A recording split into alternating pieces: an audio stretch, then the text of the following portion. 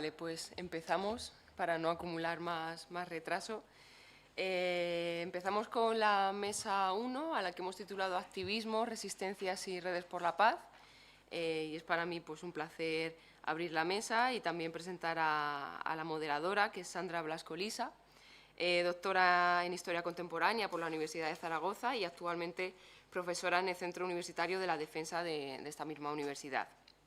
Su investigación se centra en la historia de los movimientos sociales, con especial énfasis en el feminismo, el pacifismo y las relaciones internacionales durante el siglo XX. Trabajó también, y hay que reseñarlo, ¿no?, como investigadora en el Seminario de Investigación para la Paz de Zaragoza, y su tema de investigación, además, pues, le ha permitido desarrollar estancias de investigación en diferentes instituciones, pues, entre ellas la Universidad de Coimbra, el Colegio de México, Barcelona, País Vasco. Es coautora también, junto con Carmen Magallón, del libro Feministas por la Paz, que analiza el impacto internacional del feminismo y el pacifismo en España y América Latina durante la primera mitad del siglo XX, pero también pues, conoce muy bien estos vínculos durante todo el siglo XX, y ello se puede ver, sin ir más lejos, en sus últimas publicaciones, como, por ejemplo, algunos títulos No solo víctimas, las mujeres como agentes de paz en los conflictos armados, 10 millones de mujeres salen de casa para conseguir la paz, las mujeres en la European Nuclear Disarmament, en el pacifismo feminista español, o por poner tan solo otro título más de los muchos que tiene sobre esta cuestión, Feminismo y pacifismo en la Segunda Guerra Fría, el movimiento de mujeres por la paz. Así que presento a Sandra Blasco, que va a moderar esta mesa tan interesante. Muchas gracias.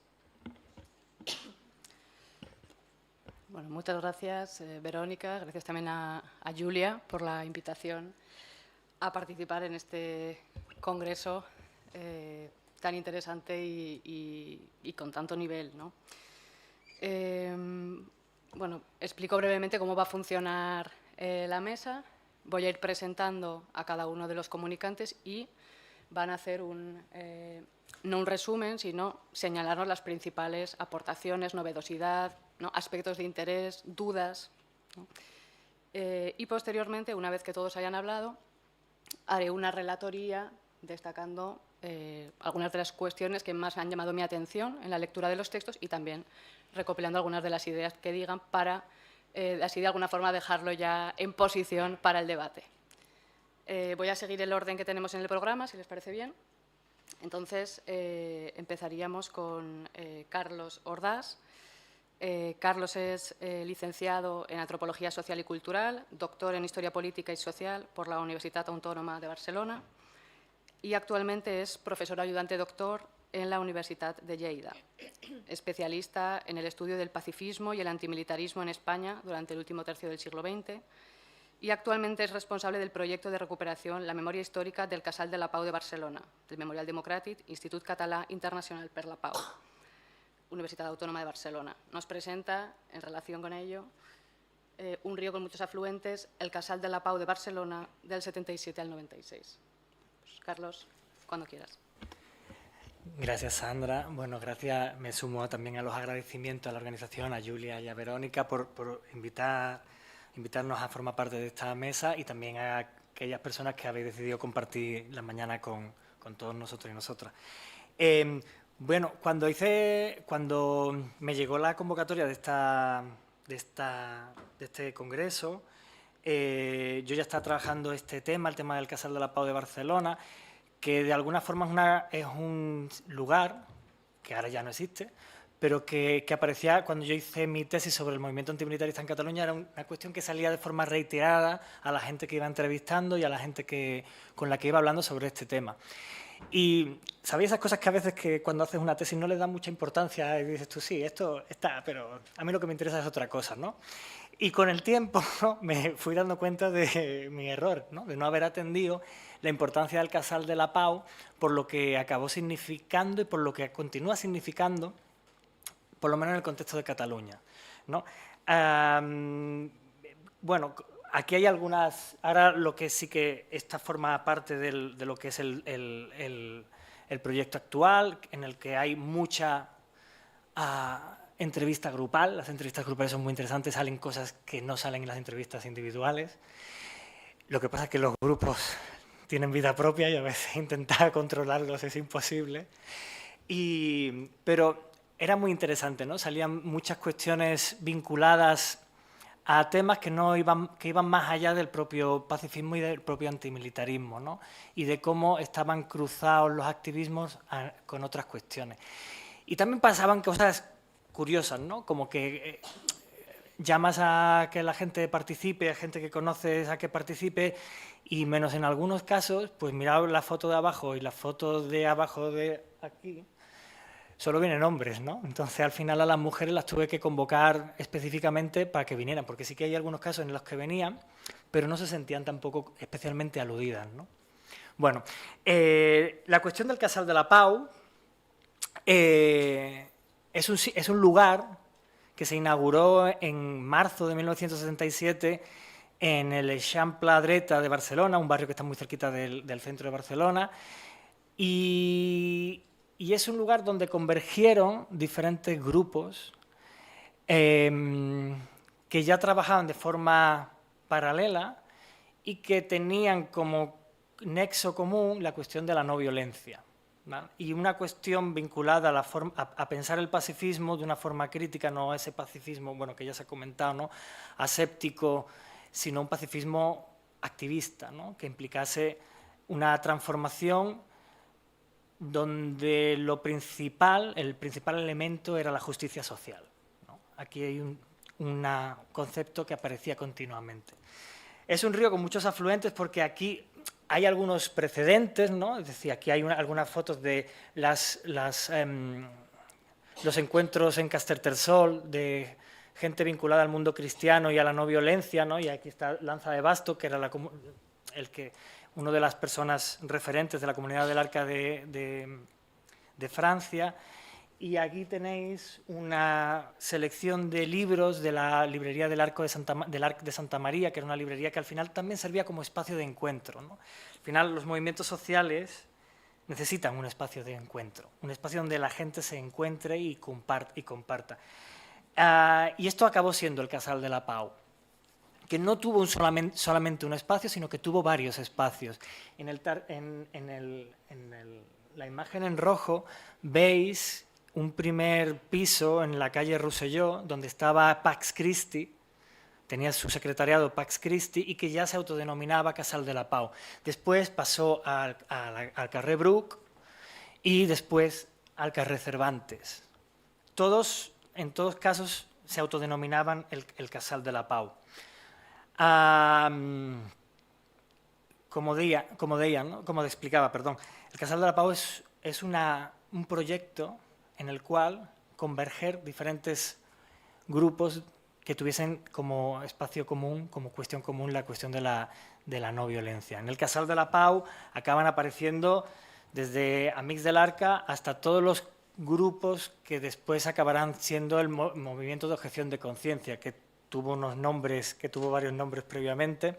Después también el Centro de Análisis de Conflicto, el Comité Antinuclear de Cataluña, intentos de hacer también un grupo de mujeres mujeres pacifistas, un grupo de apoyo a las prisiones. De hecho, hubo una fuga de la Modelo en el año 78 y los fugados llamaron al Casal de la Pau a ver si se podían refugiar aquí, ¿no? Después es el sitio donde apareció el Milicaca, donde se publicaba la revista La Pusa y el General, el boletín Bien, boletín de información de energía nuclear, la asociación, el Grupo de Acción No Violenta Anti-OTAN, la Información para la Defensa del Soldado, la Coordinadora Comités Anti-OTAN.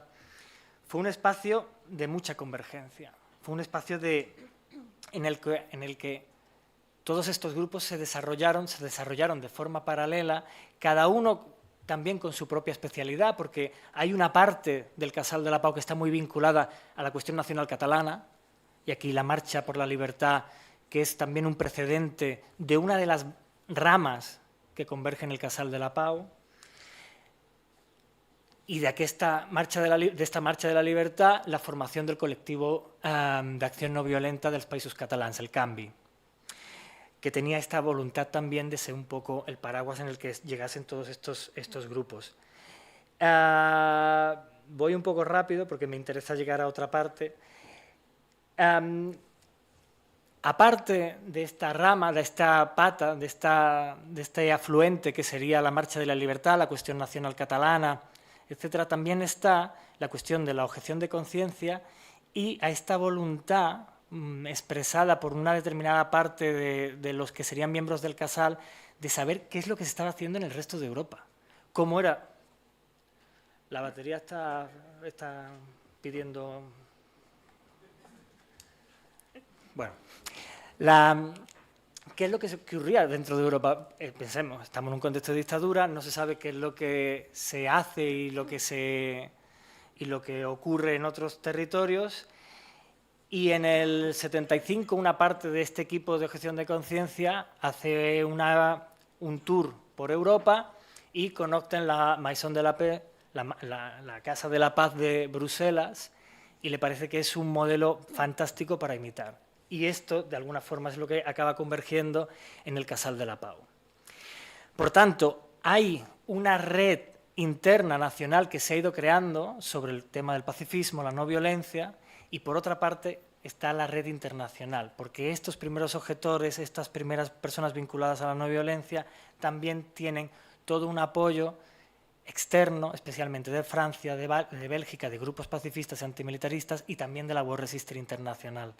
Llegará a ser, bueno, aquí tenéis también algunas fotos, ¿no?, de Joan Baez, que hizo un concierto en Cataluña por los objetores, la huelga de hambre del diputado Marco Panella, incluso la posibilidad de que la War Resistor International hiciera su trienal de 1978 en Barcelona, auspiciada, ¿no?, recibida por el Casal de la Pau y especialmente por el Canvi. ¿Qué pasó? Pasaron muchas cosas, entre otras es que son grupos nacientes que tienen pocos referentes de activismos reales, es decir, están aprendiendo a hacer cosas y también están aprendiendo a gestionar conflictos, porque de repente tienen una crisis de crecimiento y empiezan a pelearse. Y la trienal de War Resistor no se hace porque el grupo de alguna forma implosiona, ¿no?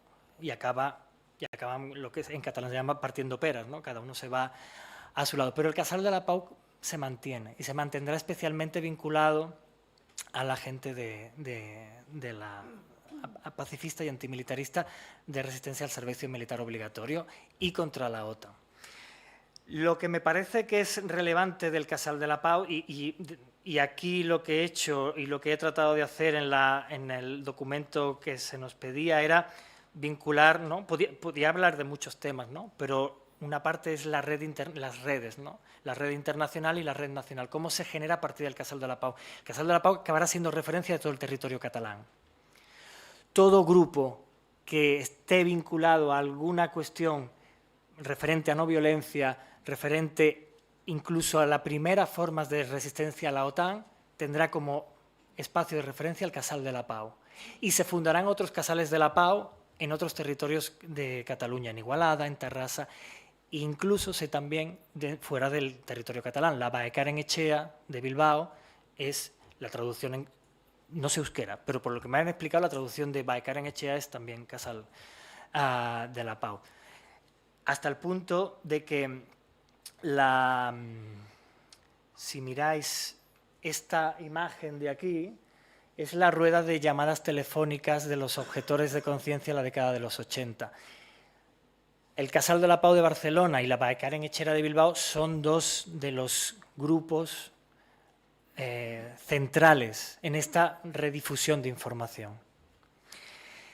Otro elemento, y con esto intento acabar para no condicionar mucho la mesa, otro de los elementos que yo me he encontrado y que son interesantes relativamente en relación al Casal de la Pau es que fue un espacio de aprendizaje político. Mucha gente llegó muy jovencita y había muchos grupos, es decir, estaba la cuestión de la no violencia, pero también estaba la cuestión de las nucleares. Había cuestiones vinculadas al feminismo. El feminismo era muy presente en los debates sobre el feminismo en el Casal de la Pau. También la cuestión del ecologismo. Muchas de las personas a las que yo he entrevistado me han explicado es que mi bagaje político lo tengo gracias al Casal de la Pau. En el Casal de la Pau es cuando yo aprendí a conectar también muchas de las luchas que en ese momento llamaban sectoriales. Y aparte era un espacio de socialización. La gente que venía del Gamba y que hacía la revista La Pusa y el General, me explicaba que se pasaban todas las tardes allí. Era el sitio donde se encontraban entre amigos, pero después era un activismo constante. Una de las cuestiones que, bueno, estas son unas imágenes de que ahora delante de la calle Cervantes se ha puesto una placa homenaje, y esto lo ha movido la Asociación de Vecinos y una parte de los activistas del Casal de la Pau de esta época. Una de las cosas que es relevante, yo creo, es como mucho del trabajo que se hizo en el Casal de la Pau ha tenido continuidad en otras formas de organizaciones. Y aquí os pongo un ejemplo de organizaciones que actualmente existen y que hay una genealogía directa, ya sea por activismo, ya sea porque conscientemente recogen el legado. La FEDE tiene un espacio que se llama Espacio Arcadio Oliveras. Arcadio Oliveras era uno de los fundadores del Casal de la Pau en el Carrer Bruc, y cuando él recoge ese acto de homenaje, en el cual se le pone el nombre a la sala, su nombre a la sala, él dice, es que todo esto que está haciendo ahora la FEDE, como otras organizaciones, empezó en el Casal de la Pau. Bien, y hay muchos otros ejemplos, incluso de algunos más institucionales, como otros nada institucionales, como es el local, que es una librería anarquista donde gran parte de los insumisos anarquistas se acabaron reuniendo. Además es interesante, algunas de las personas que siguen formando parte de la memoria del Casal y que han estado vinculadas a estos grupos, explicando de, claro, antes todo era activismo puro y duro, todo era esta intención de transformar desde el activismo. Y con cierta queja explican de, ahora todo es ONG, para lo bueno y para lo malo. Para lo bueno quizá en la parte laboral, para lo malo es que tu compromiso en algunos casos se acaba cuando se acaba tu jornada laboral, y antes nuestro compromiso era continuo. Les explicaría más cosas, pero no, aquí lo dejo. Muchas gracias.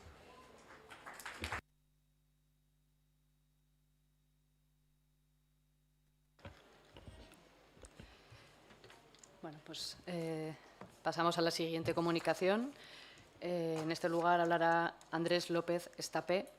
Andrés es graduado en Historia, con un máster de investigación en Historia Moderna y Contemporánea, doctorando en la Universidad de Granada en el programa de Historia y Artes. Su investigación se centra sobre todo en la historia del movimiento pacifista y antimilitarista en España y su influencia en el surgimiento de la Peace Research y su desarrollo en el país. Nos presenta, en relación a ello, la siguiente comunicación titulada «De activistas a académicos, trayectorias personales y sensibilización social en el origen de la Peace Research en España, 1980-1990».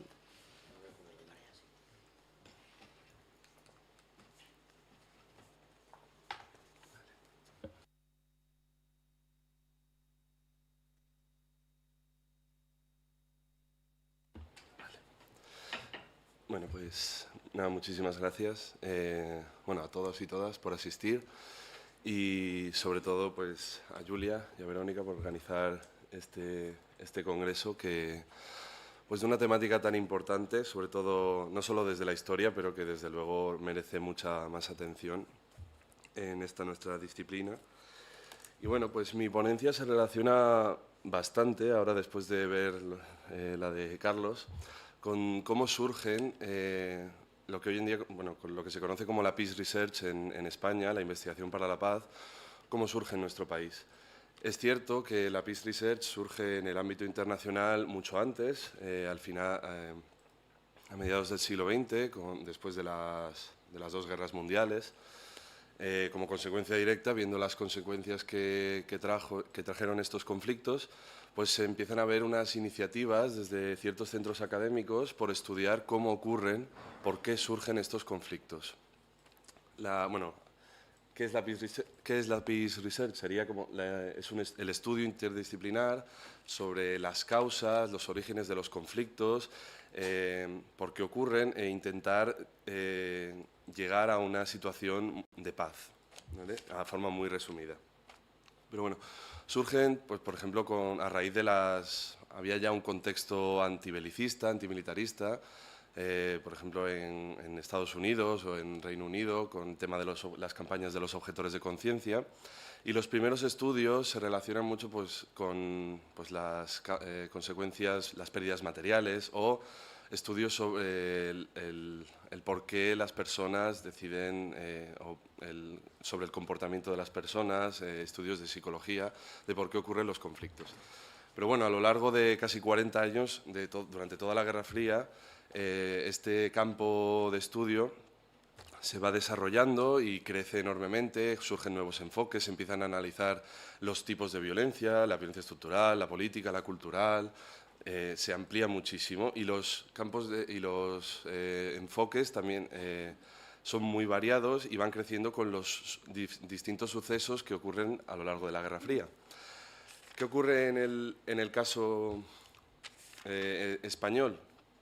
Es totalmente distinto. Tenemos una situación de una dictadura, por lo cual este caldo de cultivo no se pudo dar. Pero bueno, muchas veces cuando nos referimos a investigación para la paz, nos centramos en el hecho de la producción científica, la publicación.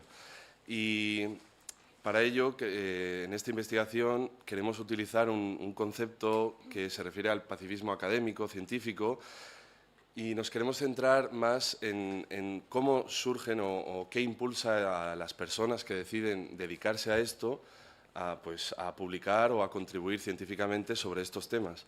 Por ejemplo, este concepto de pacifismo académico-científico lo denominamos como la existencia de una posición intelectual y proactiva, y esto es importante porque es una decisión personal de investigar sobre ciertos temas que muchas veces pues, pueden traer problemas a la hora de realizar la producción científica. Entonces, incluimos la parte de los investigadores y las investigadoras, esas motivaciones personales que impulsan a realizar estas investigaciones. Como decía, en el contexto español no se da esta situación de que surge la Peace Research en los años 50, 60, sino que tenemos la dictadura franquista. Y además nosotros en España no entramos en la Primera Guerra Mundial, por lo que esa vorágine de los objetores de conciencia que se da en los años 20, los años 30, no existe en España, existen algunos casos, pero no son muy numerosos. Y bueno, por supuesto, en la dictadura franquista era imposible la existencia de una disciplina como la investigación para la paz. Cuando acaba la dictadura franquista, se da el inicio de un proceso de movilización social muy intenso, muy numeroso, y es en este momento cuando empiezan a surgir estos movimientos sociales pacifistas, antimilitaristas. Aquí está, por ejemplo, la iniciativa del Casal de Pau, que mencionaba Carlos, y pues, las campañas de los objetores de conciencia, etc. Y es en esta vorágine cuando, al mismo tiempo, se inician las primeras iniciativas de la investigación para la paz en España. Surgen así, por ejemplo, parece que es de forma coordinada, pero en 2 años surgen los primeros 4 centros en España, que serían pues, Fundipau, la sección de estudios sobre Pau y conflictos del CIDOB en Barcelona, el Centro de Investigación sobre la Paz en Madrid y el Seminario de Investigación para la Paz en Zaragoza. Ahí tenéis los logos. Y aunque parece que sea de forma coordinada, no había unos contactos previos, sí que había algunas charlas entre los miembros fundadores, pero todos atendían a una necesidad de solucionar unos conflictos que existían en las sociedades en estas zonas. Había mucha movilización en contra del servicio militar, en contra de la integración de España en la OTAN, y esto va a hacer que... Bueno. No pasa nada. No pasa nada. Bueno, ni te preocupes.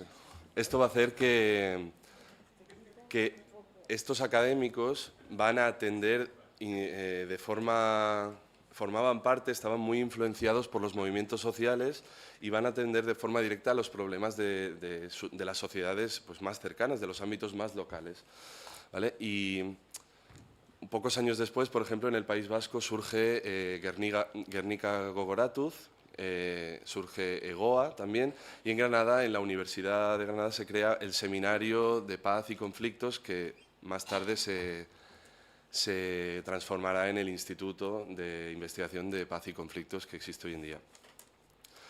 Esta coexistencia de la movilización social pacifista con la creación de las primeras iniciativas de la investigación para la paz va a hacer que tenga un enorme impulso y de que las temáticas de estudio estén muy relacionadas. Lo que trabajaban estos primeros académicos, estas primeras personas que investigaban sobre la paz, pues también eran las cosas que los movimientos sociales pues, atendían, sobre todo pues, la objeción de conciencia, el gasto militar, la política de bloques y un largo etcétera.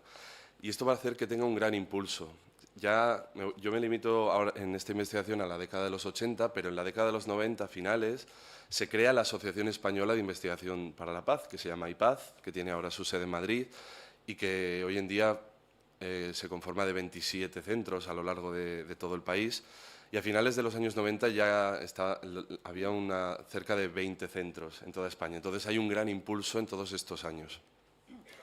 Y en las entrevistas realizadas a estas personas que inician estos primeros centros, estas primeras agrupaciones, organizaciones de investigación por la paz, pues hay algunas características iniciales que, sobre todo, no había un conocimiento exacto de lo que era la investigación para la paz. Sí que eran personas muy interesadas en los movimientos sociales, en los conflictos, que formaban parte pues, de organizaciones de la sociedad civil, pero no sabían que había un campo teórico tan extenso que llevaba organizándose, conformándose desde los años 50.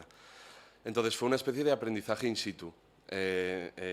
Integraban a los movimientos sociales, integraban nuevas perspectivas e iban aprendiendo de lo que era pues, esta disciplina. Entonces fue una situación de aprendizaje muy vinculado con los movimientos sociales.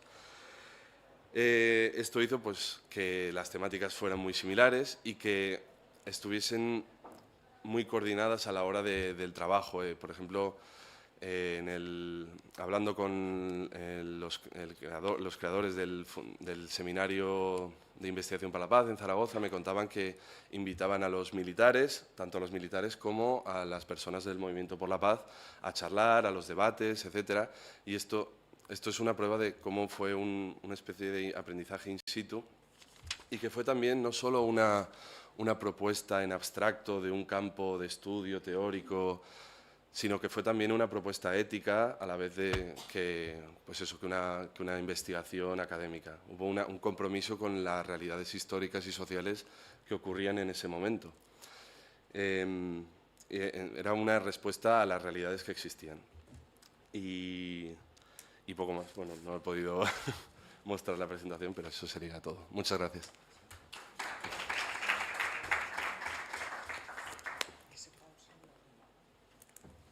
¿Me pongo allí? ¿Hay alguna manera, antes de empezar con la siguiente, de recuperar el PowerPoint para Pilar?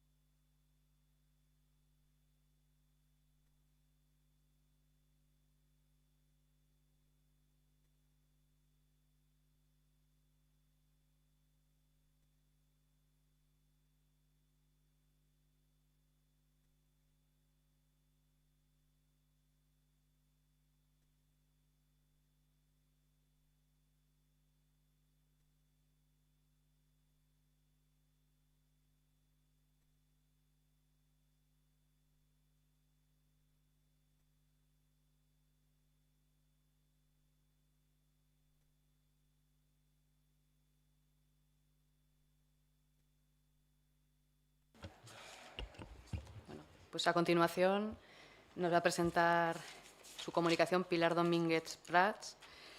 Pilar es doctora en Historia, profesora honorífica de Historia de los Movimientos Sociales de la Universidad de Las Palmas de Gran Canaria y es miembro del proyecto Mujeres y Redes Transnacionales de Solidaridad, años 60, años 90.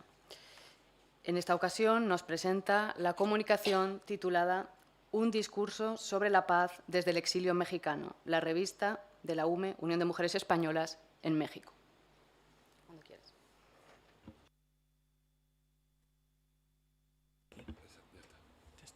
Bueno, muchas gracias, Sandra, y gracias a las organizadoras y al público en general que está aquí. Ahora vamos a pasar a un contexto bastante distinto, aunque no está puesto aquí. La Unión de Mujeres y toda esta revista es de los años 50, así que estamos en el contexto de la Guerra Fría.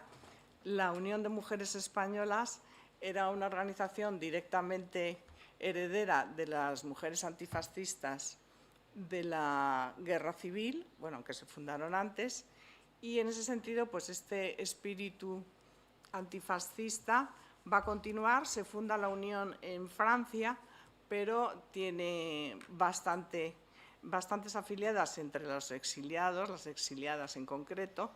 En México, en concreto, es lo que yo he estudiado, y también en Argentina y otros países de América Latina. Bien, un poco como decía Carlos, a mí me pasó, yo he trabajado sobre la UME bastante tiempo y sobre las exiliadas, pero no sobre el tema de la paz, ¿no? Se puede decir que esta ha sido la primera incursión, entonces agradezco la organización de este congreso porque me parece muy interesante y cómo se va a ver cómo la revista en concreto y la organización, que estaba muy dedicada a la solidaridad con los presos y las presas españolas, pues realmente en este discurso de solidaridad va a entrar también el tema de la paz. Bien, sobre todo va a ser la revista que se edita entre 1951 y 1957 la que es la principal fuente para este trabajo, aunque yo también hice en su día, hace mucho, entrevistas a mujeres de la Unión de Mujeres, pero realmente no en concreto sobre este tema, ¿no? Bien, entonces podemos decir que lo que se refiere a sus valores van a ser los de la resistencia antifascista, pacifismo, antimilitarismo, antiimperialismo, o sea que enseguida aparece la palabra pacifismo, entendido desde el punto de vista de la cultura política comunista como una lucha en contra, a favor de la Unión Soviética y en contra del imperialismo yanqui, ¿no? Como decían en ese momento, que representaba a Estados Unidos. Entonces, sobre todo, ven la principal amenaza para la paz sería precisamente Estados Unidos y en concreto, que lo podemos ver, bueno, no sé si lo ven, en la imagen de la derecha dedican bastante espacio, por ejemplo, aquí el número extraordinario dedicado a la lucha contra el pacto yanqui-franquista.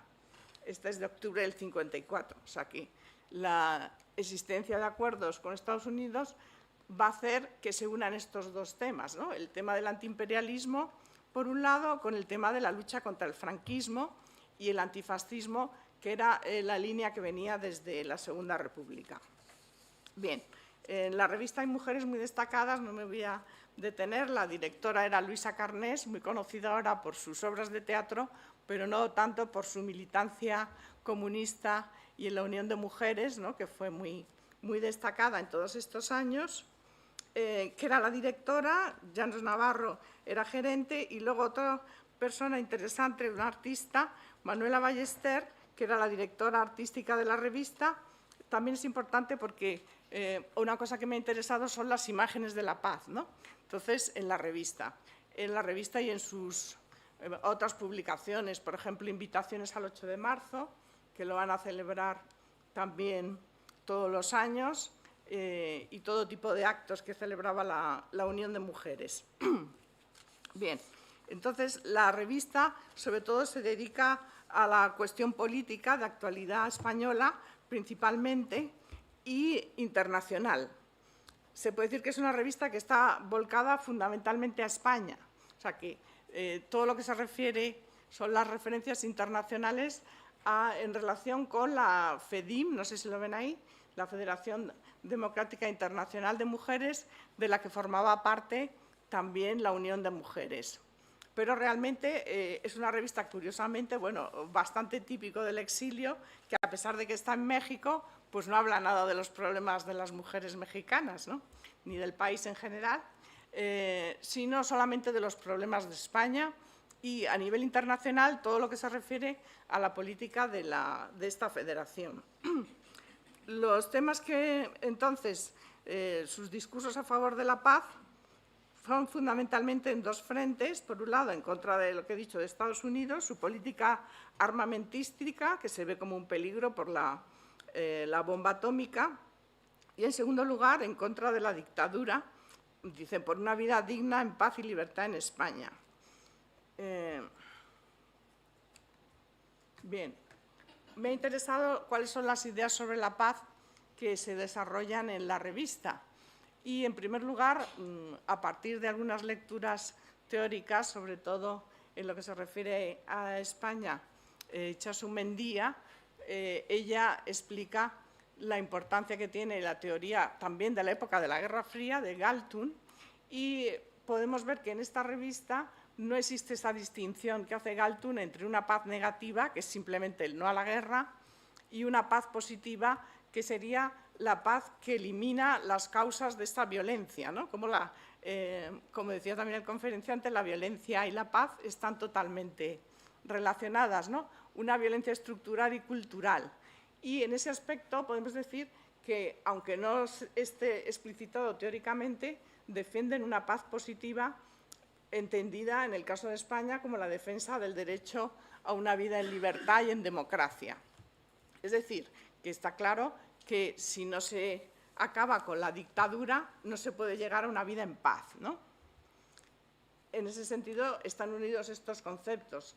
La paz, la libertad y la solidaridad aparecen vinculados dentro de este discurso.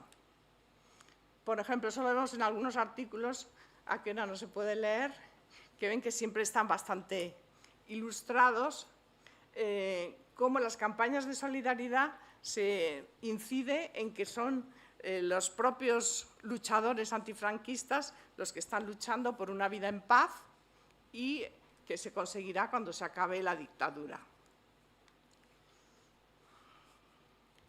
Bueno, podemos decir que luego en el Frente Transnacional, la Unión de Mujeres tiene una red clara con la Federación de Mujeres Internacional y está muy vinculada a ella, entre otras cosas, porque Dolores Ibárruri era la vicepresidenta de esta federación. Entonces, la revista reproduce muchos discursos de Dolores Ibárruri en relación con las mujeres y la paz. Que sería otro aspecto que me parece interesante, el enfoque de género dentro de la revista. Cómo las mujeres, aquí he destacado algunas frases, son las abanderadas de la paz, cómo se une siempre el género femenino con la defensa de la paz. Aquí les he puesto también una frase de la presidenta de la FEDIM: la paz es la gran ambición de las mujeres, son las abanderadas de la paz, y la guerra supone terribles dolores y angustias para las mujeres. Este punto me parece interesante porque podemos decir que son las prácticas femeninas, sobre todo lo que Magallón llama el maternaje, los cuidados de la vida, la protección de la infancia, etcétera, lo que hace suponer que las mujeres somos las más interesadas por la paz, ¿no? Son las que sufren, como dice Dolores Ibárruri, las angustias y, por otro lado, esa característica suya de resistencia frente a la opresión, que también, por ejemplo, ahí la mujer de preso sería una de las principales, es lo que las hace más susceptibles de luchar por la paz. En ese sentido se desarrolla toda una serie de actividades que son, por ejemplo, firmas por la paz para lograr un pacto por la paz entre las 5 grandes potencias, y se dice también en la Federación que hay que intensificar entre las mujeres esta labor para conseguir el pacto por la paz que impida la guerra. Entonces, los llamamientos son sobre todo a las mujeres y las madres, ¿no? Hacen esta distinción entre mujeres y madres a veces, que son las que quieren una vida en paz y libertad, de manera que se distingue como una categoría especial dentro de las mujeres a las madres, ¿no? Es decir, que es un discurso maternalista. Y es interesante también como dentro de esto, siguiendo los llamamientos también de la Federación Internacional, pues se va a celebrar el Congreso Mundial de Madres en 1955. Aquí ven una de las ilustraciones de la maternidad, que son bastante frecuentes. Esta es de Elvira Gascón, otra de las colaboradoras artistas de la revista de la UME, La madre con el hijo, y que está relacionado con todas estas iniciativas, ¿no? También hay que decir que paralelamente en Europa se había formado el World Peace Council, que estaba auspiciado por la Unión Soviética, y entonces las iniciativas de la paz están también auspiciadas por la Federación Internacional, y que la Unión de Mujeres se une a estas iniciativas, y en México incluso, aunque esto todavía no lo he estudiado, hay un Congreso Español por la Paz en 1951 y se recogen un montón de firmas a favor de la paz. Dicen siempre en contra de la dictadura, enemiga de la paz, es decir, hay esta unión entre el Frente Internacional y el nacional. En lo que se refiere a las imágenes de la paz, bueno, están las maternidades, por un lado, y también, por otro lado, es interesante la paloma de la paz, que la creó Picasso y se convirtió en el símbolo del World Peace Council. Entonces, estas son hechas por Picasso, pero que va a estar muy repetido en todas las organizaciones pacifistas desde entonces, y que sobre todo, aquí quería volver atrás para que vean la primera.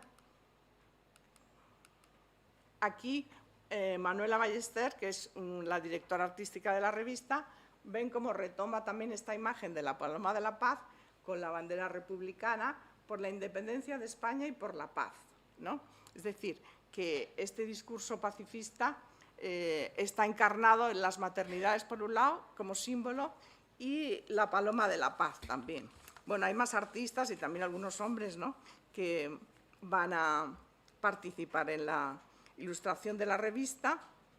Y, finalmente, lo que me parece interesante es ver cómo este modelo de mujer-madre está muy presente en todas estas imágenes y en los discursos, ¿no?, en el discurso maternalista, y cómo hay una clara unión simbólica entre las mujeres y la paz, que es algo que es interesante profundizar. Nada más.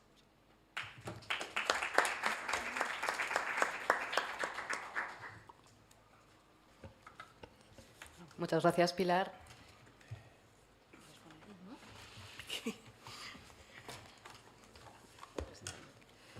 Bueno, pues vamos con la última comunicación de esta mesa, a cargo de Gabriela de Lima. Gabriela es profesora ayudante doctora en el Departamento de Historia Moderna y Contemporánea de esta universidad, autora de diversas obras, entre ellas Literary Censorship in Francisco Franco's Spain and Getúlio Vargas, Palabras que resisten, censura e promoción literaria na dictadura de Getúlio Vargas, o Los libros de la nación, intelectuales, literatura y resistencia en la posguerra española. En esta ocasión nos presenta una comunicación titulada Redes de afectos internacionales contra el nazismo, el caso de Olga Benario. Cuando quieras tienes la palabra. Vale, muchas gracias. Buenos días a todas y a todos.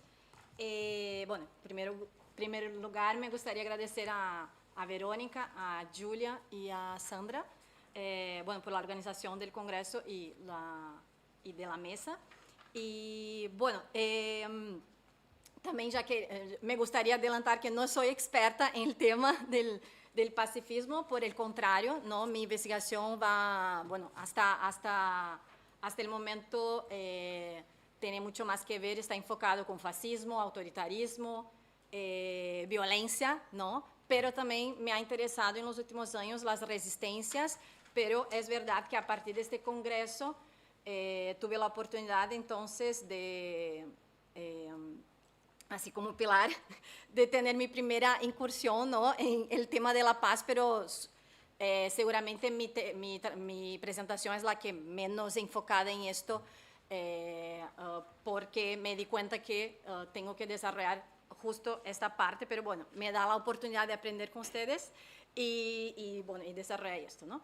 Entonces, bueno, este trabajo propone un análisis histórico-biográfico de esta personaje tan interesante, que voy a tener que hablar un poco de ella, porque si no, no se entiende, que es Olga Benario Prestes, no sé si alguien la conoce, y subrayo su lucha contra el régimen hitlerista, pero a la vez también contra el régimen de la dictadura de Getúlio Vargas en Brasil.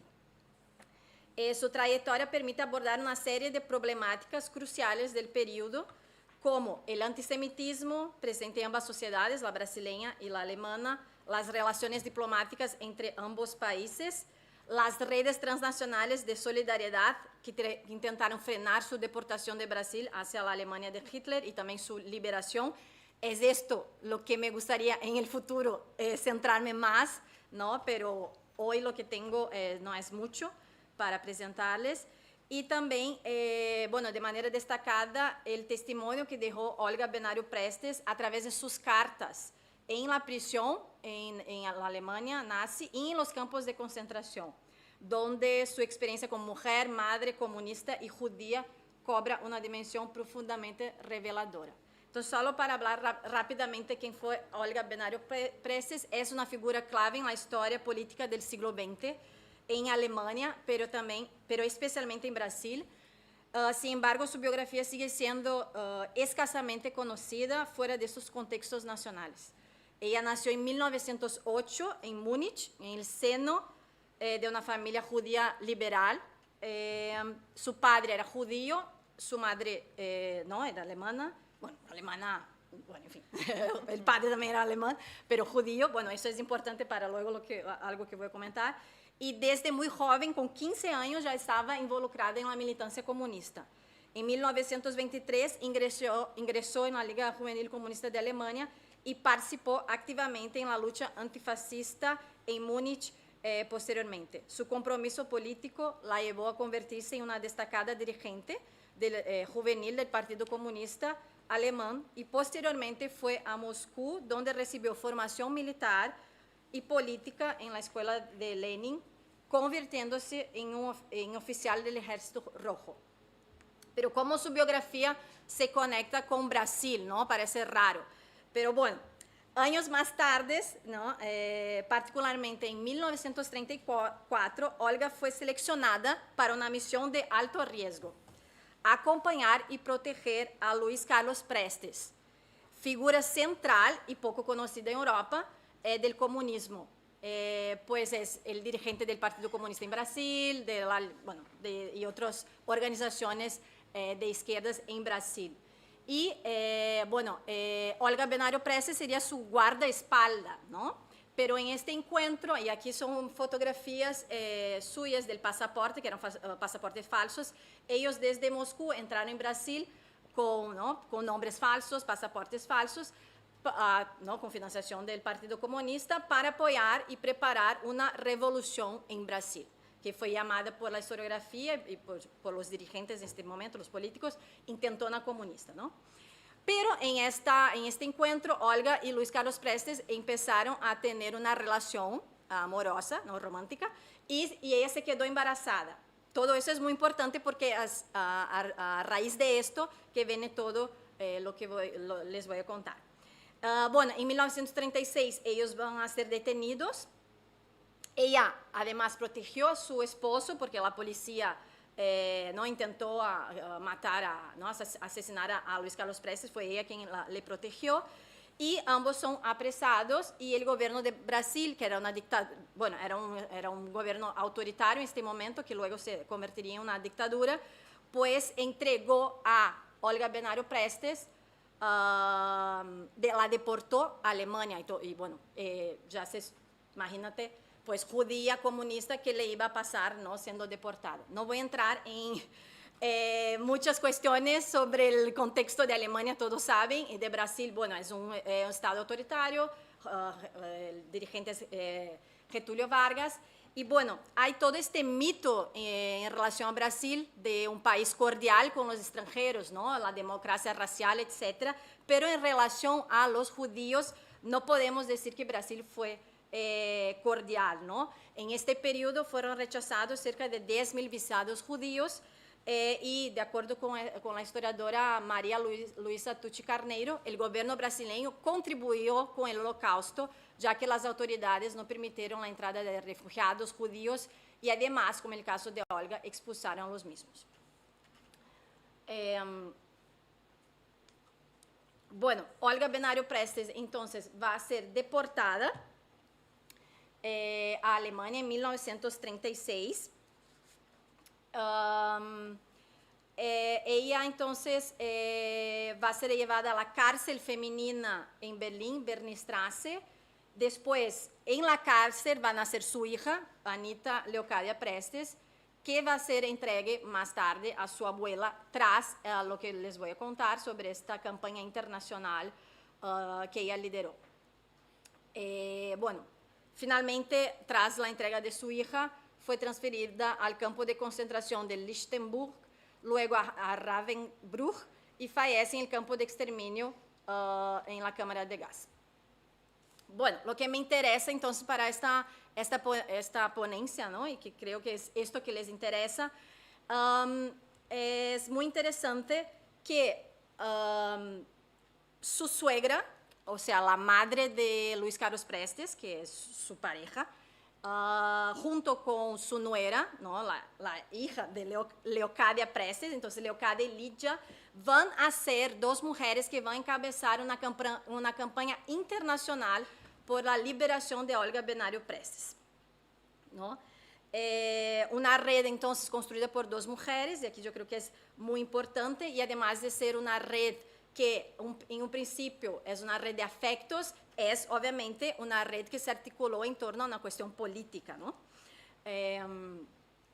Bueno, ¿qué van a hacer estas dos mujeres? Leocadia y Lidia encabezaron una campaña internacional por la liberación de Olga, que movilizó mujeres del mundo entero, de Francia, Inglaterra, Estados Unidos, México e incluso España. Perdón.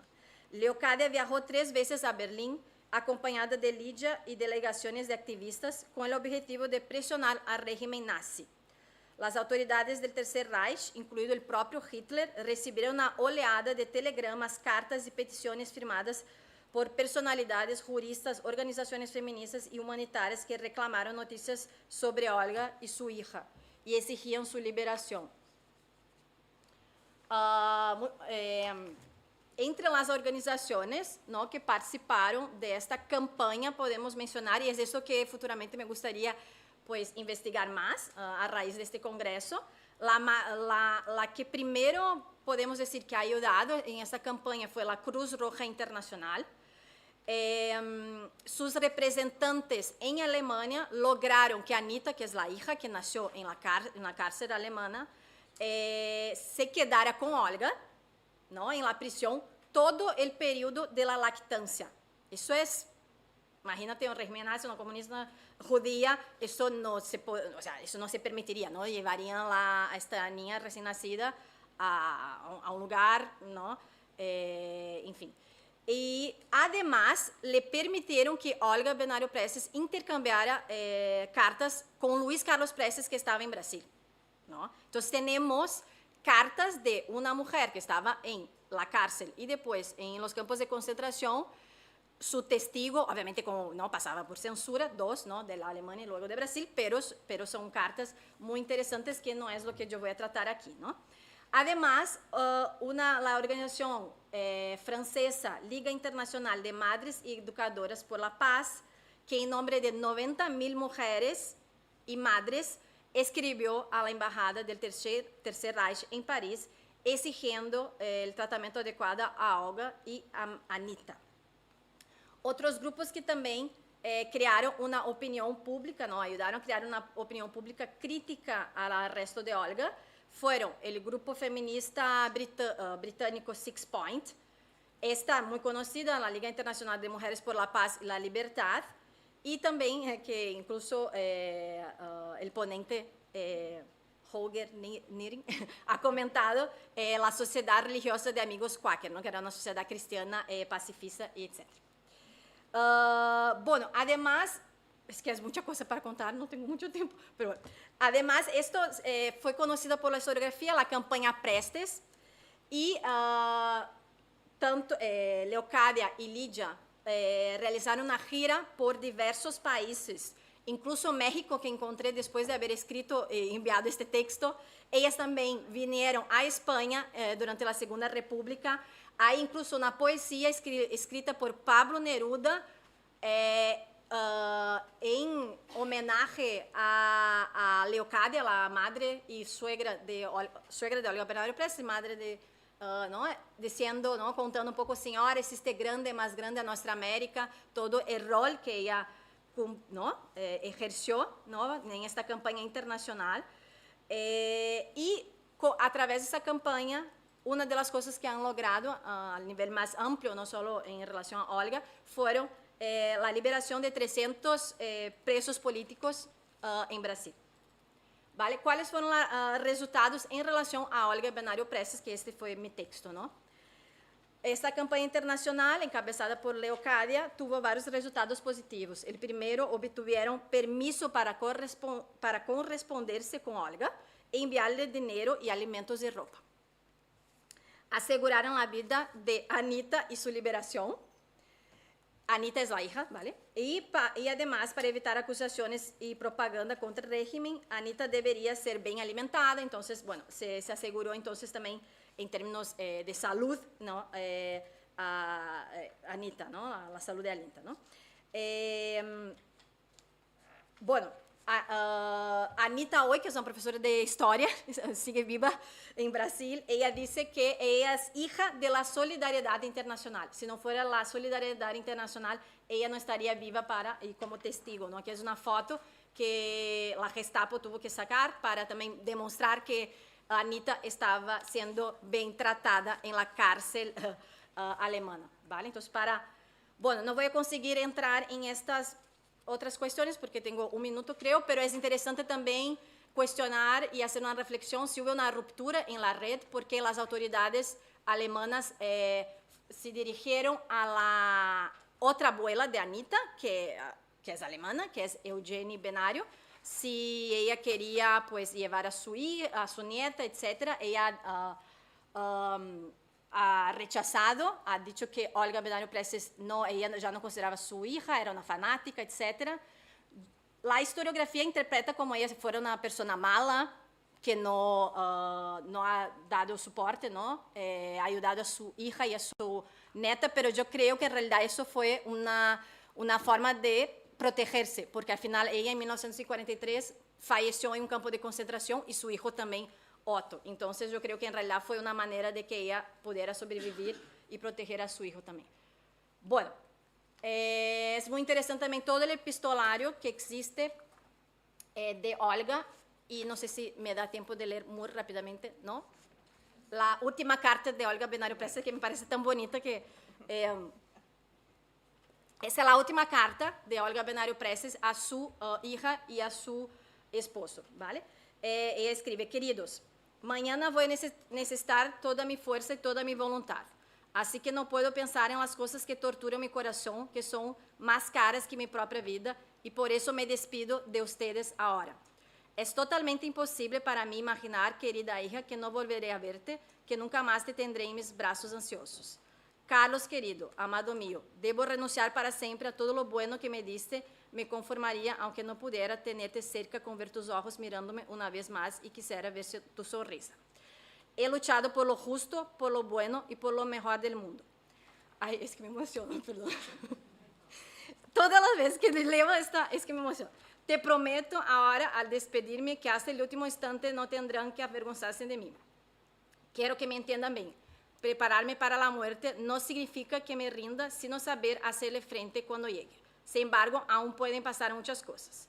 Hasta el último momento me mantendré firme y con ganas de vivir. Ahora voy a dormir para ser más fuerte mañana. Les mando un beso por última vez. Y bueno, esta es la última fotografía de Olga y por increíble que parezca, además, antes de morir, ella consiguió pasar un mensaje, espera, es increíble, a su amiga que consiguió sobrevivir. Ella ponía, la última ciudad fue de eso, me mandaron desnudar-me, no me maltrataron, adiós, no me maltrataron, obviamente que ella escribió esto para conseguir pasar por la censura si encontrasen este mensaje, y ella va a fallecer entonces en un campo de gas, de cámara de gas en 1942. Perdona por pasarme del tiempo. Muchas gracias.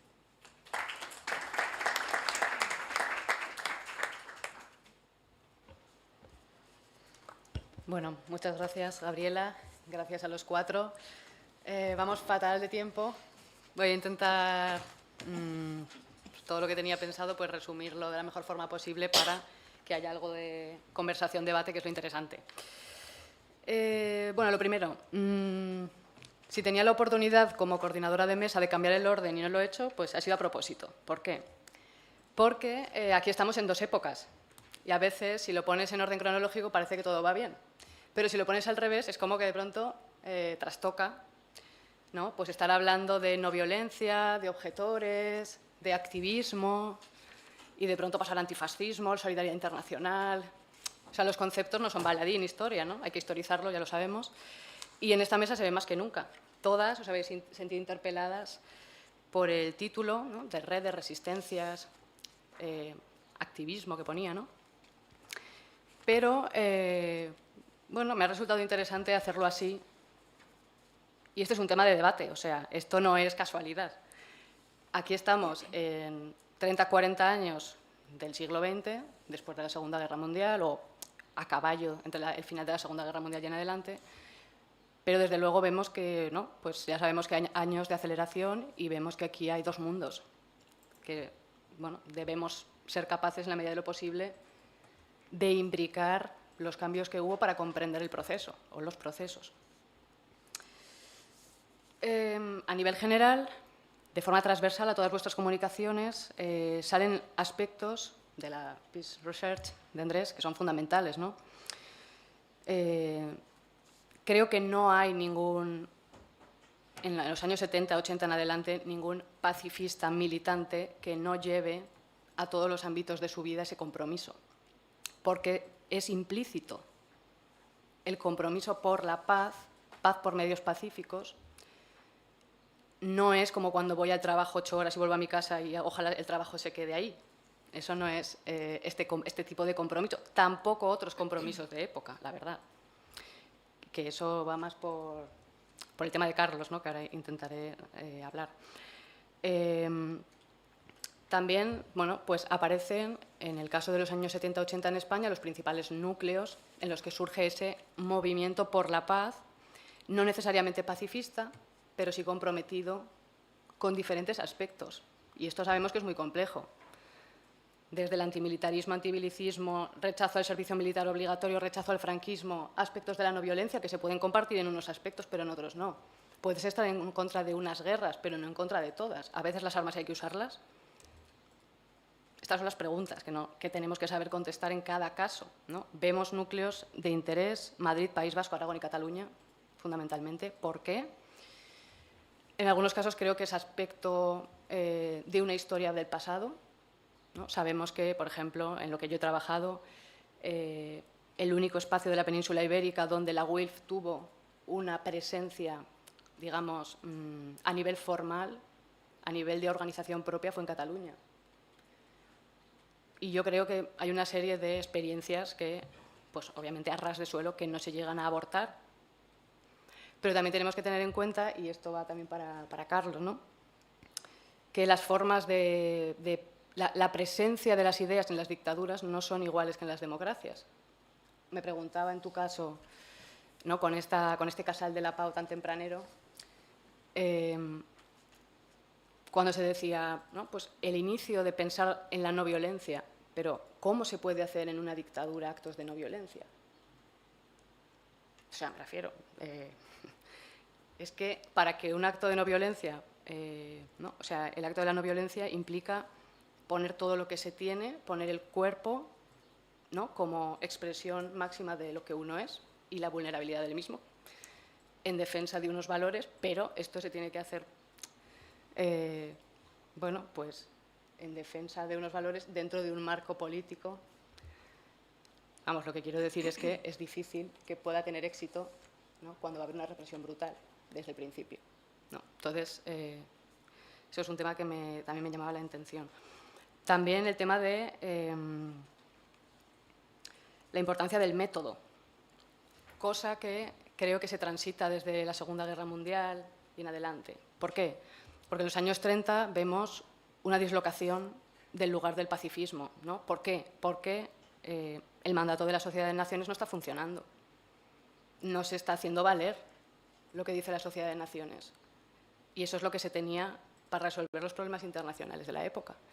Entonces, sabemos, ¿no?, que hay una unión que hasta entonces no era posible entre la Internacional Comunista y algunas asociaciones pacifistas, por ejemplo, también la UILF, ¿no?, en este Comité Mundial contra la Guerra y el Fascismo. Y de ahí es donde salen esa red de afectos de solidaridad internacional, de empuje brutal desde abajo para intentar que las democracias no sucumban, porque la Sociedad de Naciones no está pudiendo hacer valer los preceptos de su fundación. Pero, sin embargo, luego, a partir de los años 60, cuando se empieza a articular el pacifismo, no la defensa de la paz, porque la paz es un concepto que significa cosas diferentes en cada época. El pacifismo, a partir de los años 60, tal como y que es el legado que nos ha llegado en este sentido, ¿no?, habla de que, aunque el fin sea lícito, los medios para llevar a cabo ese fin también deben serlos, porque si no, el fin se puede desvirtuar y las personas que lo hacen posible por el camino también. Y esto es lo que creo que, en parte, es la contradicción de época respecto a, ¿no?, porque estamos hablando de los procesos de descolonización, de grupos de liberación nacional en todo el mundo, de expresiones de emancipación política frente al capitalismo, y la lucha armada es algo que se justifica plenamente en los años 60. Y esto no va por ahí. En los 70-80 este tipo de discursos van por este otro camino, ¿no?, de la paz por medios pacíficos. ¿Qué es lo curioso, uniendo vuestras aportaciones? Pues que, y no, claro, no está reñido, ¿no?, en todas vemos esa capacidad de las masas para autoorganizarse y, sobre todo, el tema de lo emocional, los cuidados, los afectos, las redes de solidaridad. Esto es algo que permanece, pero deberíamos ver en qué sentido permanece, cuáles son las diferencias de época y si hay transformación ideológica, digamos, de pensamiento entre algunas de estas comunistas exiliadas, antifascistas de los años 30 y 40 y progresivamente,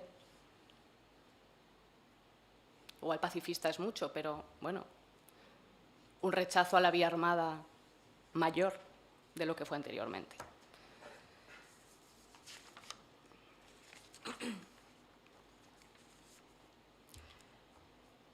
Luego, bueno, os hago alguna cuestión muy breve para que podamos hablar a cada uno. En el caso de Carlos, me ha resultado curioso, sobre todo esto que cuando decías, ¿no?, para algunos militantes del Casal esto fue como el origen, ¿no?, para estas ideas. Y claro,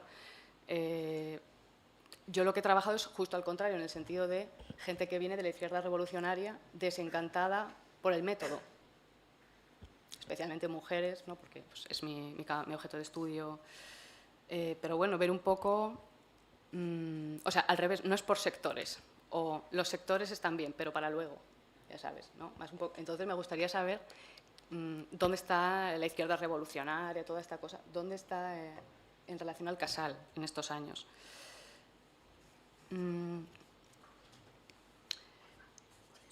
Para Andrés, claro, aquí yo me preguntaba respecto a estas dos razones que das. Bueno, lo de no participo en la Primera Guerra Mundial, de acuerdo, pero no sé, yo creo que hay experiencias a nivel de guerra y brutalización pues muy duras también, ¿no? Pues estaba pensando, ¿no?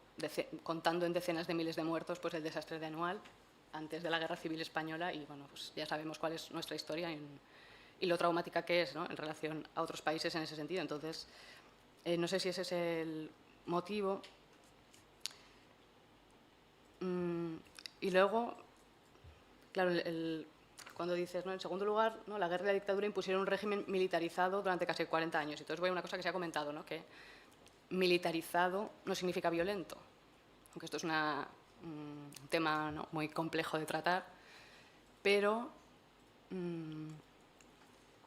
sea, yo lo que hago es analizar, no estoy dando opiniones, ¿no? Pero según las democracias occidentales que se crean a partir de la Segunda Guerra Mundial, las soberanías deben ser defendidas por los ejércitos si los estados la tienen. Y dentro de esa lógica, lo que hace es cumplir su trabajo. Un militar, ¿no? Es una profesión. Eso no significa que sea violento por naturaleza, no debería serlo. Lo que quiero decir con esto es que igual ahí nos falta también un punto, ¿no? de tratar ese origen de la Peace Research desde otros puntos de vista. Y estoy pensando, pues por ejemplo, esos militares de la UMD, director de la Academia General Militar, Luis Pinilla, que intentó progresivamente impulsar otro tipo de ideas y que luego acaban en el Seminario de Investigación para la Paz, conversando, discutiendo con los pacifistas en Aragón, ¿no? Pero con los pacifistas de Carlos. Y que es un punto también, yo creo, pues muy interesante para ver esa complejidad de la investigación por la paz, ¿no?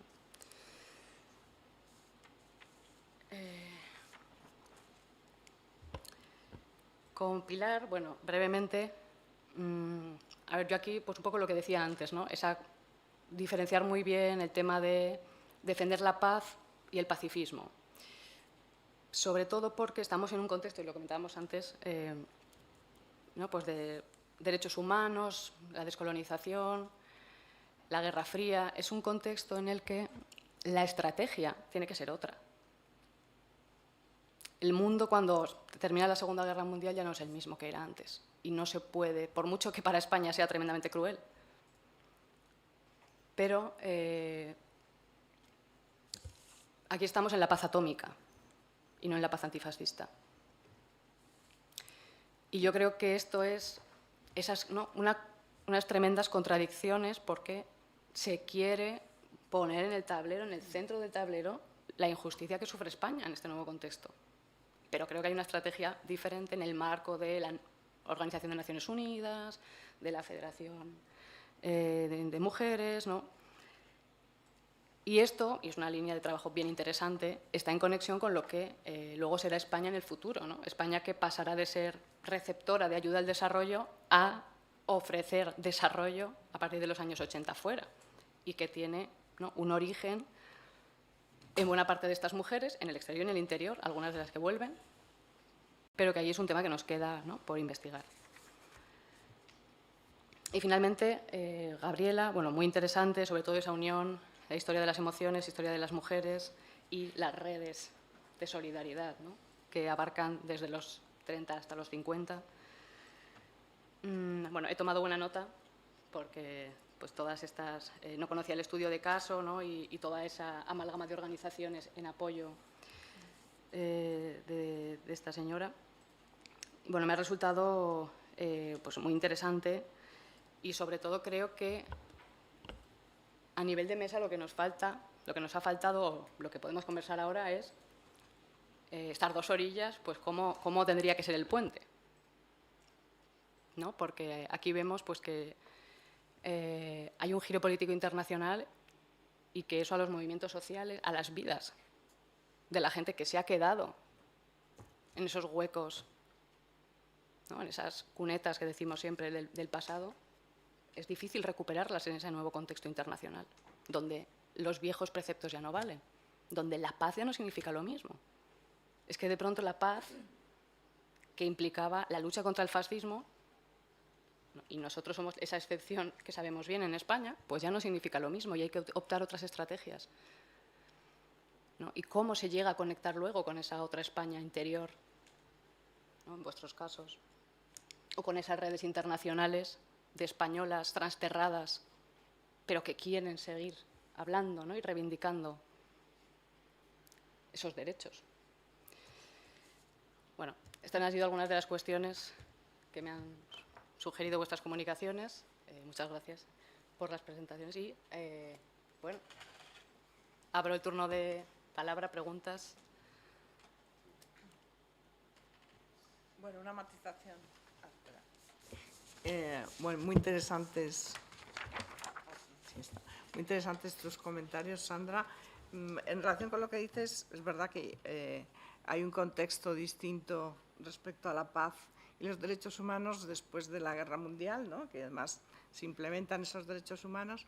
Y yo creo que, aunque no lo he estudiado en esta primera aproximación, sí me parece que, por ejemplo, la introducción en el caso de las comunistas en México de la democracia como uno de los valores, aunque no lo desarrollen en la revista, sí que indica ese punto que dices tú, ¿no? Como ya se va pasando a no solamente el antifascismo, sino una defensa de los derechos humanos en el que estaría la democracia, ¿no? O sea, que me parece que sería interesante también ver esa perspectiva que tú, como especialista en el tema, tienes el conjunto que quizás pues sería, esa es la transición, ¿no? Desde el antifascismo a la defensa de los derechos humanos, defensa de la democracia en el caso de España, que no estaba tan explícita en la época anterior de la República, ¿no? O sea, que yo creo que sí es una línea interesante.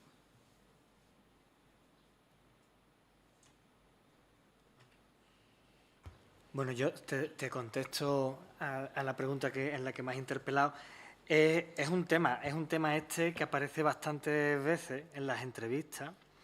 En el caso de la mayor parte de los activistas del Alcázar de la Pau, sobre dónde vienen desde el activismo, es que se generan a partir de círculos cristianos de no violencia. Entonces, sí que comienzan aquí, sí que comienzan muy convencidos. Hay muchas personas de estas que acaban rompiendo con eso, y el mismo Pepe Beunza es un ejemplo, ¿no? O sea, es una persona perfectamente católica y después de ver cómo se alinean algunos de los sacerdotes con los que entra en contacto, cómo se alinean con la dictadura, él rompe con el catolicismo y es una persona que se siente mucho más afín a los insumisos que no a los primeros objetores de conciencia. Pero el debate está. El debate está porque también incluso tienen algunos de los referentes de lo que ha hecho Martin Luther King, de lo que ha hecho Gandhi, ¿no? Y de intentar convertir la sociedad y conseguir justicia social a partir de esta forma de acción. Y hay gente que está diciendo, pero es que no estamos ni en Estados Unidos ni estamos hablando con el gobierno inglés. Estamos dentro de una dictadura y esto no va a funcionar. O sea, es que no funciona. Y continuamente están las dos voces, ¿no? Lo que pasa es que en la década de los 70 la voz en la cual cree que es posible es mayoritaria. Y eso en el tránsito de la década de los 70 a los 80 empieza a cambiar. Empieza a cambiar porque aparece la izquierda revolucionaria, la izquierda radical. A los primeros objetores les piden, bueno, que formen parte, ¿no? Que les den apoyo y no encuentran ningún tipo de apoyo más allá de sí, es un derecho, por ejemplo, la objeción de conciencia, y estamos con ustedes, pero nosotros seguimos pensando en el pueblo en armas, ¿no? A partir de la primera campaña contra la entrada, de la primera campaña por la entrada de España en la OTAN, no por el referéndum, sino por esta entrada, empiezan a tenderse puentes, ¿no? Y parte de la gente del Casal de la Pau lo ve muy claro, ¿no? Es decir, puede ser que tengamos formas diferentes de hacer, pero la cultura política es la misma. Entonces, y a partir de aquí empiezan a aparecer gente que la cuestión de la no violencia lo ve como forma estratégica, pero no como una doctrina de vida, ¿no? Y hay gente como, por ejemplo, Tomás Gisbert, que es un referente del pacifismo, antimilitarismo en Cataluña, que dice, bueno, nosotros no es que no fuéramos no violentos, éramos poco violentos, pero no violentos. Y después hay personas como Gabriela Serra, que viene de la izquierda radical y se convierte absolutamente en no violenta, y se lo cree. Y ella explica incluso anécdotas de una vez que la detuvieron unos policías y al policía se le rajó la camiseta y dijo, hostia, y ahora verás tú cuando llegue a casa y mi mujer me vea con la camiseta rajada. Y ella dijo, no violencia, tengo que a reparar el daño hecho, y le dijo al policía, si usted me da aguja e hilo, yo se la coso. Y ella misma pensó, al igual me estoy pasando.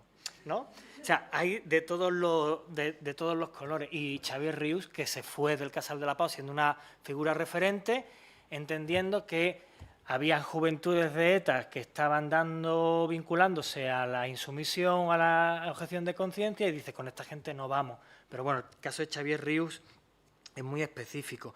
Las dos voces están continuamente, y yo creo que incluso se ve muy evidente en los modelos de masculinidad.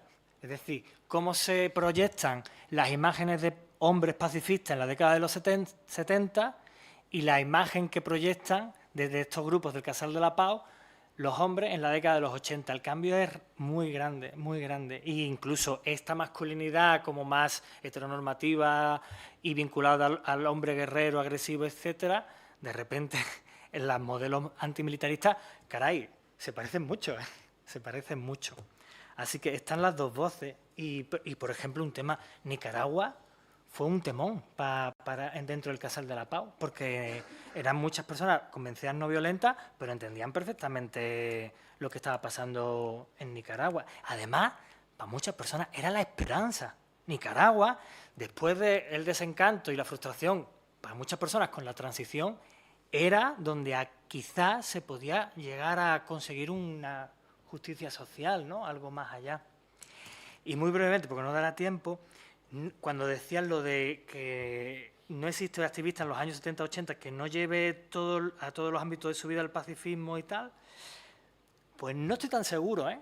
No estoy tan seguro si hay mucha gente que encontraron espacios de socialización y estaban muy cómodos en esos espacios de socialización, y lo otro también, pero no era lo principal, porque yo me estoy empezando a encontrar mucha gente que me decía esto, ¿no? Es decir, yo llegué al Casal de la Pau, llegué, al momento vi el ambiente, lo que había, cómo me sentía y tal, dije, yo aquí me quedo, ¿no?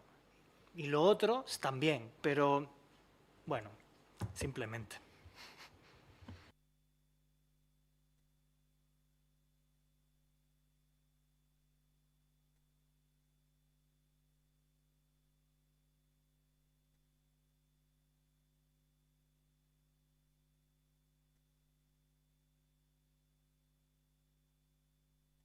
See?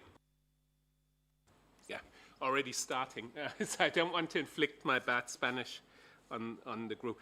Just on the last point on nonviolence and how this works in dictatorship, I mean, this was a question they actually discussed, so I know this a little bit from the German context, and they conceptualized it as being partisans of peace, and that they meant this literally.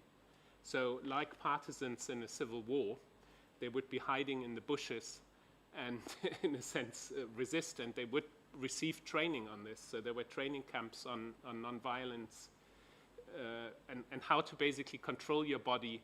You mentioned body, so that you didn't get angry and that you didn't lash back and commit violence. So it was the sort of perfect self-control in terms of the emotions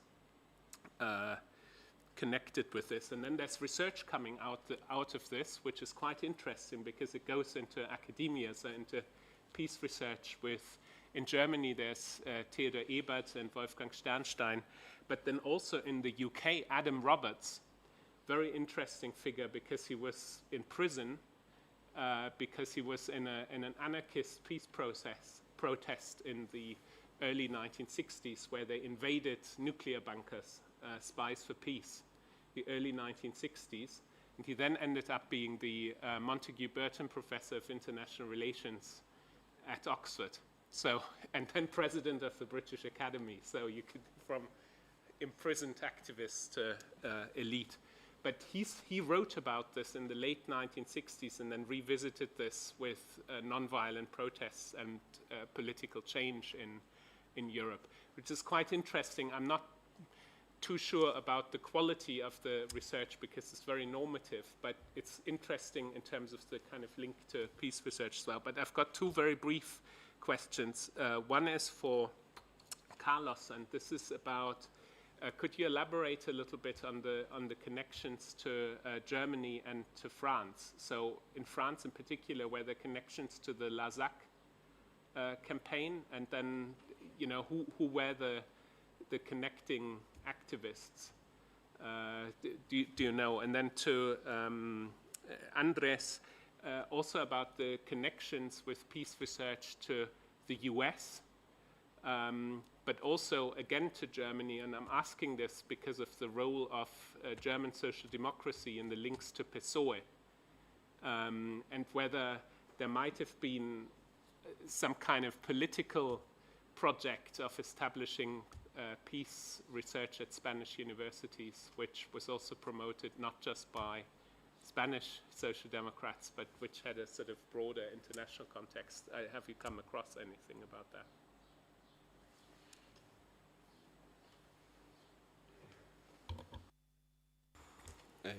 Okay, thanks for the question. You can answer in Spanish. Okay. Okay. Acerca de las conexiones sobre académicos con españoles y académicas españolas con otros países, de inicio no estoy muy seguro que hubiera muchas, porque al inicio son pequeñas iniciativas propias entre lo que hablábamos, por ejemplo, asociaciones de movimientos sociales en el ámbito muy local. Se dan en el ámbito muy local y, como mencionaba en la presentación, no había una idea de lo que era la Peace Research. O sea, es un proceso progresivo de aprendizaje sobre lo que comprendía la Peace Research, y a medida que van aprendiendo van conociendo autores y, por ejemplo, yo soy consciente de que Galtung vino muchísimas veces tanto a España como a los distintos centros, pero luego sí que es cierto que centros tanto como el CIP en Madrid o el SIP en Zaragoza, no lo sé tanto en Barcelona, empiezan a hacer conferencias sobre temas como pues, la crisis de los euromisiles, y invitan a muchos académicos internacionales. Ahora mismo no sabría darte nombres, pero estoy seguro de que, bueno, en el SIP estoy seguro porque en las actas del SIP salen un montón de conferencias que realizaron, y a las personas que invitaron de muchos ámbitos, muchos temas, y en el CIP de Madrid también hicieron. Y no sé si... Okay, I will try in English, but it's not clear, so please let me know and I turn to Spanish. About Lazard, so in the case of Spain, many of the first activism in pacifism come from objections to military services, and then they know about this in France, especially in the Comunidad del Arc, of Lanza de Basto, and also with groups like Acción Cívica Non Violenta. And then, for example, Pepe Beunza, that was the first objector in Spain, so he explained that he keep contact, and many of these objectors from the Algerian war, Okay, and then when they start the work in Spain, so many of these first activism try to know about what happened in other countries. And for example, Europe, in the case of Europe, France is the more important country because it's close especially to Catalonia. And I know that start a little group of people. So where there was Vicente Fisa, that was a very important person about the pacifism research in Spain, that tried to collect, to get information what happened in other countries. And Lazard, I know that were a kind of linked, but more specific, I don't know. And I am not sure, but I remember that in the Basque Country were more connections, because in Basque Country was a space that Campo de las Bárdenas, no? Were a space that was also used for army, and I remember that the people of the Baikaren-Etxea, that is the Castle de la Pau of Bilbao, have connection with Lazard. But it's the case of Basque Country, I think. Sorry, because I not more about this. I think also Pax Christi. Yeah. Pax Christi helped a lot connecting social movements of many countries in Western Europe. I'm sorry, and another point was in the 80 with the ICOM, International Meeting of Total Resistor, not, and this happened at the end of the 80s. And I remember that I know that many of the Spanish insumisos come from this meeting and have very connection with the German people, especially Patrick San Pedro, who was an insumiso in Barcelona, who is his father is German and he speaks German. So was all the time was making the bridge with the German people.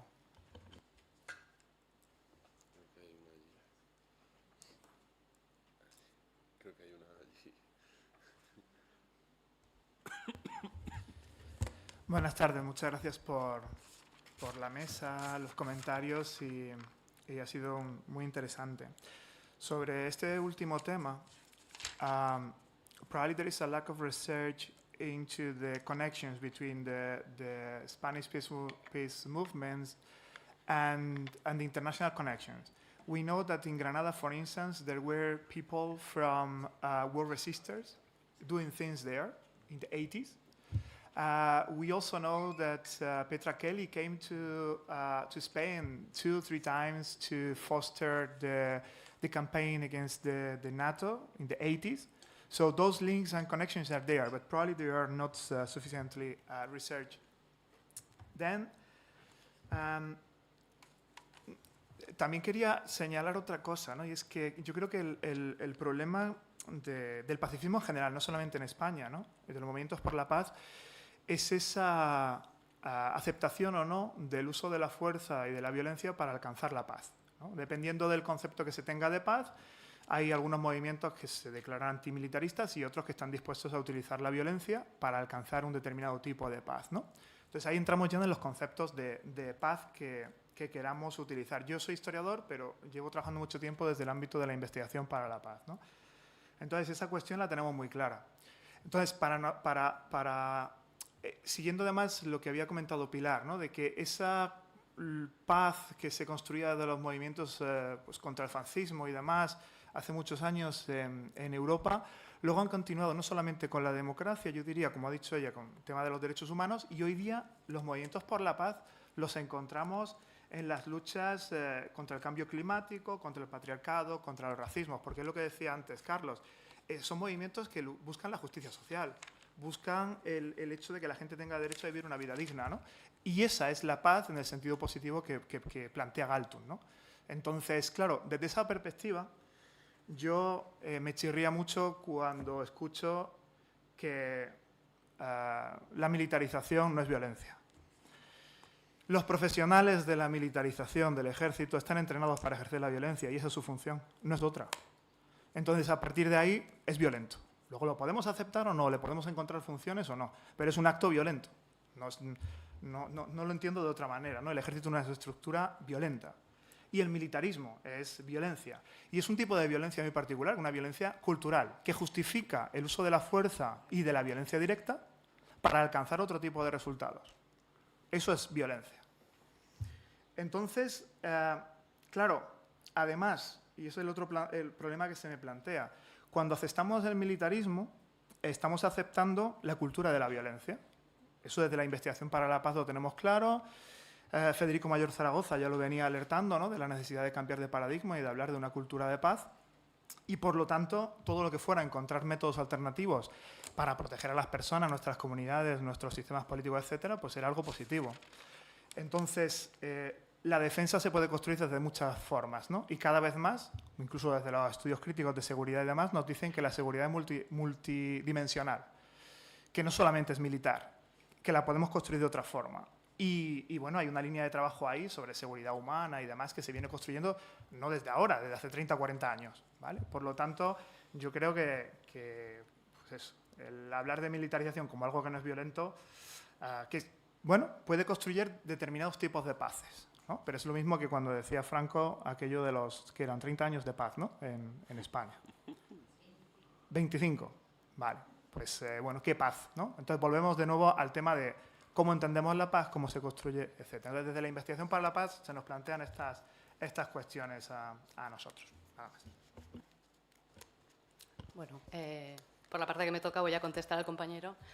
A ver, o sea, yo de acuerdo completamente desde mi punto de vista, pero desde el análisis yo lo que veo es que, pues cumpliendo el precepto de Naciones Unidas, el uso de la violencia solo es legítimo en unos supuestos, ¿no? Pues que en el caso de que te ataquen, que ataquen a uno de tus aliados, que esté en una organización militar internacional en la que tú estés, o que se rompa el status quo internacional. O sea, no, es que no es nada que tenga que ver con lo que yo piense, sino con ese contexto. Y dentro de ese contexto lo que se intenta es eliminar la regla de Clausewitz, de que si tengo un interés político y tengo un ejército poderoso, pues para adelante, y no se respeta la soberanía de los Estados, y se intentan hacer otras normas internacionales. Y en todas esas normas lo que se dice es, el funcionamiento será este, y los militares tendrán estas características. Por eso se llama la profesionalización de las Fuerzas Armadas y todo esto. Obviamente, están entrenados para usar la violencia.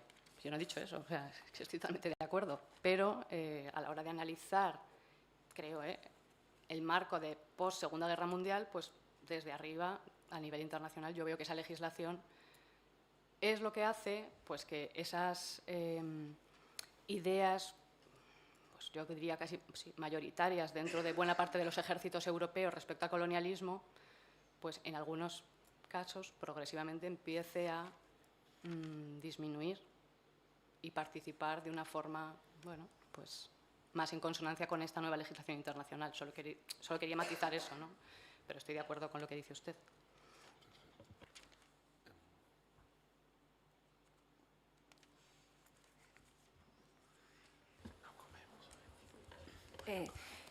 Bueno, me está resultando súper interesante esta mesa, sobre todo la intervención de Pilar, porque precisamente yo voy a hablar de... Un poco voy a continuar la historia, ¿no?, en los años 60 y 70, pero a partir de muchas de las cosas que tú has comentado, ¿no?, sobre esta participación de los comunistas en la solidaridad internacional y cómo perciben la paz, ¿no? Y bueno, en relación con lo que comentaba Sandra de cómo se da ese cambio, ¿no?, de la paz como antifascismo a la paz como, bueno, pues renuncia, ¿no?, al uso de la violencia o no.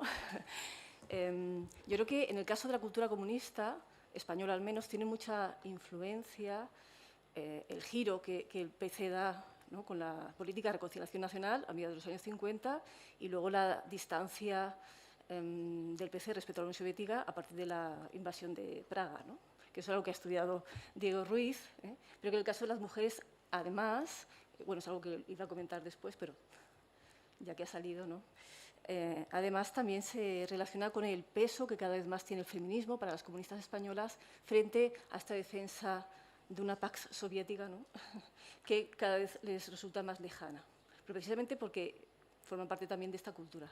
Y de forma paralela, claro, aparecen otros actores pacifistas que no están vinculados a esta cultura política del PC, ¿no? Hay otros muchos comunismos, por supuesto, ¿no?, que de eso también se va a hablar esta tarde, pero bueno, pues claro, cada cultura política lo vive de una manera, ¿no? Pero en el caso de las mujeres es verdad que esta defensa de los derechos humanos, esta defensa del antifranquismo, cada vez se va tiñendo más de feminismo, ¿no?, y de un feminismo alejado del feminismo oficial de la Federación Democrática Internacional de Mujeres, no tiene nada que ver, ¿no? Pero bueno, yo creo que es muy interesante ir percibiendo toda esta evolución, ¿no?, y cómo vuelven se plantean nuevos debates, pero también vuelven a surgir otros debates cuando aparecen otras causas que se consideran importantes, ¿no? Y como es verdad que desaparece esa afinidad por la paz soviética, pero continúa ese rechazo a la OTAN, por ejemplo, ¿no?, que luego aflora en la campaña del 86, claro, ¿no? Entonces, bueno, es interesante ver, ¿no?, cómo aparece y desaparece, ¿no?, en el recorrido histórico, ¿no?, este tipo de cuestiones. Yo quería añadir una cosa, porque nos tenemos que ir, que también a raíz de lo que decíais, el concepto de la maternidad, si cambia el concepto de la paz, es muy bonito ver cómo al mismo tiempo cambia totalmente el concepto de la maternidad y la idea ya no de madres pacifistas por un discurso biológico naturalista. Entonces ahí como cambia y se convierte en la maternidad revolucionaria en los años 80, que van de la mano con el cambio del concepto de pacifismo, pero no me largo porque no hay tiempo. Sí, sería interesante hacer un recorrido, ¿no? Desde la época de los 40, cómo va cambiando, seguro que estamos viendo. Bueno, que damos por finalizada la mesa, quedamos con mucho retraso. Bueno, muchísimas gracias a las y los ponentes y a todos ustedes por haber estado presentes.